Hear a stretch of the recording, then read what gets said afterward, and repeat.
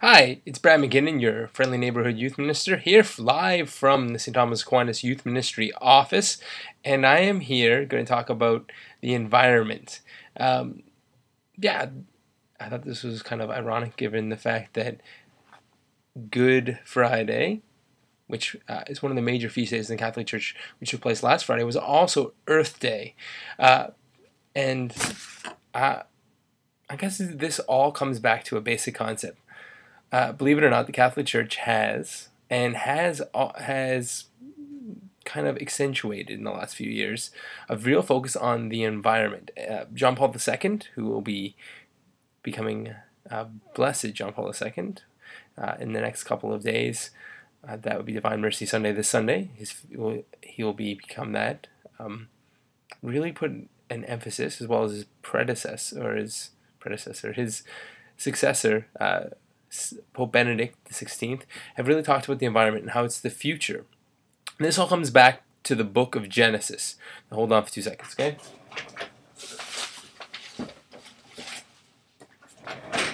This comes back to the book of Genesis, Holy Catholic Bible here. And in the book of Genesis, as you get into the beginnings of the book of Genesis, we have two creation stories, and we talk about how the world was created. Okay?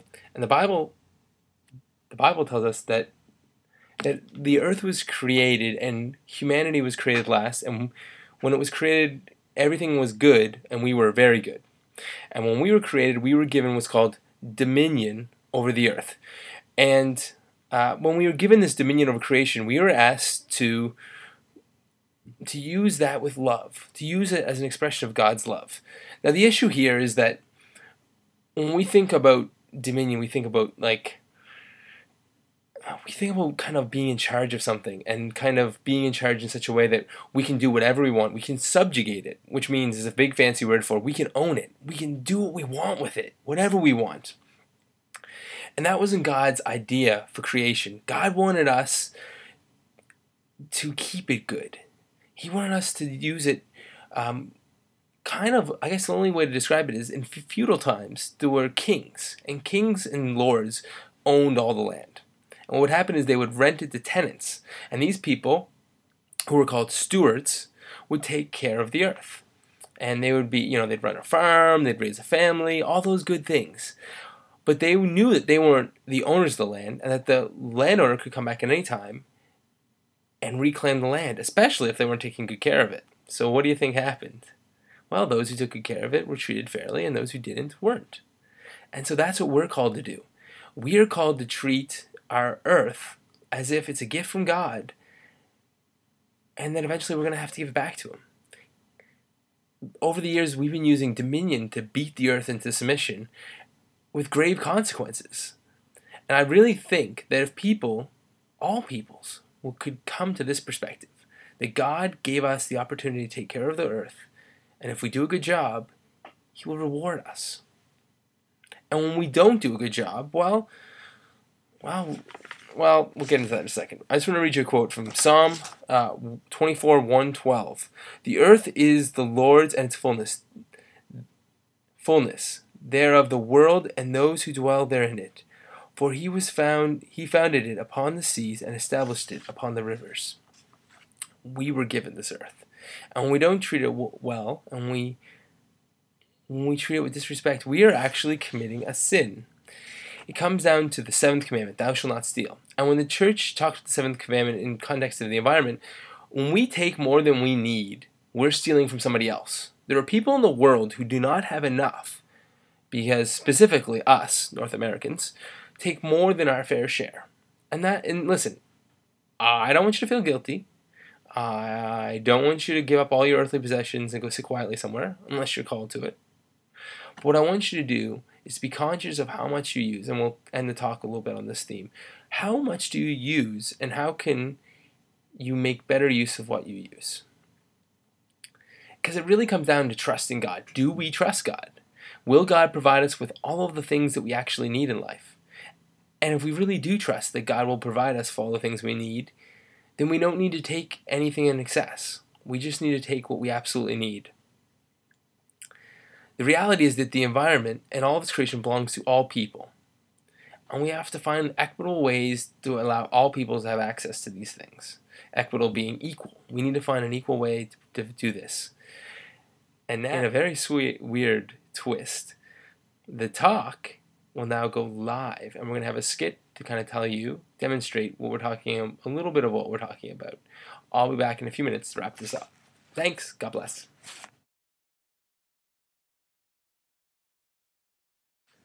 So, that whole kind of skit from tonight was basically to give you an idea of that's how we should treat our environment. We should treat it the same way that God wanted the people in that skit to treat the candy. We're to use it. God has given it to us, and we're supposed to be stewards, and we're supposed to take good care of it. But in using it, we have to, use it properly to provide for what God really wants in life. To make sure that we use it with respect, and use it knowing that if we take too much, we are stealing from other people. The Catholic social teacher in the environment calls us to reflect on how we currently use how we currently use the environment, and to be mindful that everything we do should give greater glory to God, including his use of his creation. So things like, do you recycle? Well, probably not how fast you do. How much water to use when you're showering? Could you take a slightly shorter shower and still be fabulous? What do you do with your old clothes? Do you buy clothes when you don't need them? Do you recycle paper? Do you leave lights or heat on when you leave the room? Do you make sure that the door closes after when you leave your house, whether you use air conditioning or heat in the winter, and air conditioning in the summer? Do you always turn the AC on when you're in your car? Do you get your parents to drive you places when you could probably walk? I can give you 100 examples like this, but it all comes down to this. We're just used to discern God's will, to use these gifts of the environment the way God calls us to. A. And B, we have to trust God. So I guess the one thing I've learned after doing all this and kind of learning about this, because to be perfectly honest with you, I never really liked this environmental stuff, A. And B, I never thought it was really a church thing.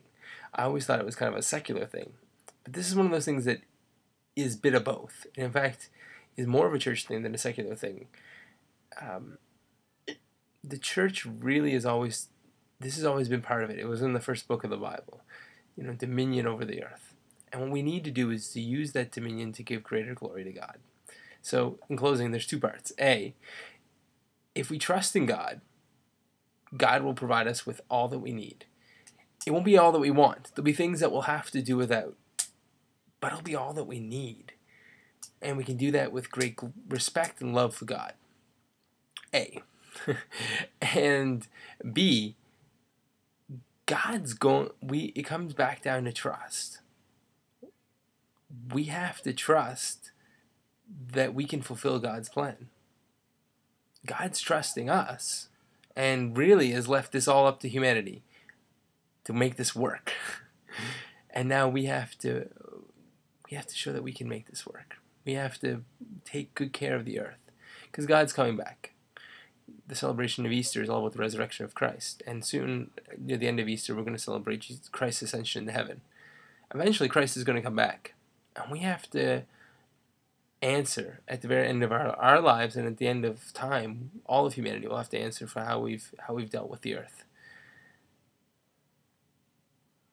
And if we can trust that God will provide us with everything we need, then we know that we can be faithful to the plan that God has for our lives.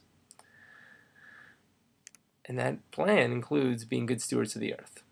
And if we all do our parts and live out our Catholic faith, the world's going to be a lot better place. Now you may rejoin your regularly scheduled Edge Night. God bless.